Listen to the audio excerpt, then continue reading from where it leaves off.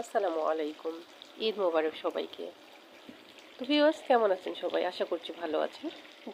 যেখান থেকে আমার ভিডিওটি দেখছেন সবাইকে অসংখ্য ধন্যবাদ ভিডিওটি দেখার জন্য। তো ভিউয়ার্স আমি এখানে খাসির মাংস রান্না করতেছি। আমি মাংসটা প্রথমে প্রেসারে সিদ্ধ করে নিয়েছি। এখন কড়াইতে ঢেলে এটা আস্তে আস্তে কষিয়ে নেব। মাংসটা মিডিয়াম লো আঁচের মধ্যে রেখে যখন লাল কালার চলে আসবে তখন আমি চুলা অফ করে দিব। এখন আমি ভাজতেছি। তো ভিউয়ার্স আমার ভিডিও ভালো লাগলে লাইক কমেন্ট শেয়ার করতে ভুলবেন না। আর ধন্যবাদ সবাইকে।